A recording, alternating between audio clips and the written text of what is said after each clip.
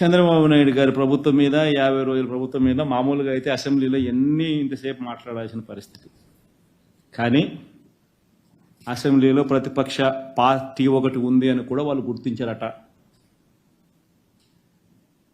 ప్రతిపక్ష పార్టీ అనేది ఉండేటివే 2 పక్షాలు, ఒకటి అధికార పక్షం, ఒకటి ప్రతిపక్షం. ఇక వేరే పార్టీయే లేదు. అయినా కానీ ప్రతిపక్ష పార్టీ కింద ప్రతిపక్షంలో ఉన్న పార్టీని గుర్తించారట. మరి ప్రతిపక్ష పార్టీని ఆటోమేటిక్లీ ప్రతిపక్షంగా గుర్తించినప్పుడు ఆ ప్రతిపక్షానికి ఒక నాయకుడు అనేవాడు ఉంటాడు కదా, ఆయన ప్రతిపక్ష నాయకుడిగా గుర్తించాలి కదా. మరి అది గుర్తించారట. ఎందుకు గుర్తిస్తే మైక్ అసెంబ్లీలో ఒక హక్కుగా ఇవ్వాలి. లీడర్ ఆఫ్ ది హౌస్ మాట్లాడిన తర్వాత అంతే సమయం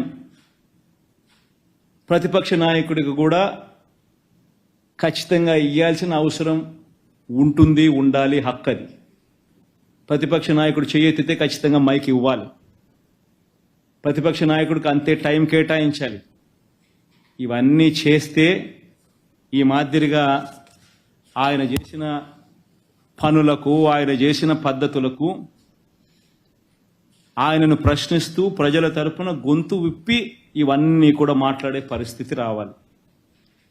ఇవన్నీ ఎవరు మాట్లాడకూడదు, ఇవన్నీ ఎవరు అడగకూడదు, ఎవరు రోడ్డు మీదకి రాకూడదు, ఎవరు అసెంబ్లీలో క్వశ్చన్ చేయకూడదు, మేము ఏం చేసినా కానీ ఎవరు మాట్లాడకూడదు అని దుర్మార్గమైన ఆలోచనతో చంద్రబాబు నాయుడు ఇవన్నీ చేస్తూ ఉన్నాడు. కాబట్టి ఇక అసెంబ్లీలో గొంతు విప్పలేకపోయినా అసెంబ్లీలో జరిగేటప్పుడు మాత్రం ఇదే మాదిరిగా ప్రజల తరపున మీడియాను ఉపయోగించుకుంటూ, మీడియాలో కూడా బహుశా ఈనాడు, ఆంధ్రజ్యోతి, TV5 లాంటి దుర్మార్గులు, చంద్రబాబు నాయుడు లాంటి కొవ్వొట్సు, చంద్రబాబు నాయుడు గారిని మోసే వ్యక్తులు అనుకూలంగా ఎలాగూ రాయరు, ఉండరు. కాబట్టి న్యూట్రల్గా ఉండే మిగతా పత్రికా యాజమాన్యాలు, మిగతా పత్రికలు, నిజాన్ని నిజంగా చెప్పగలిగిన పత్రికా యాజమాన్యాలను,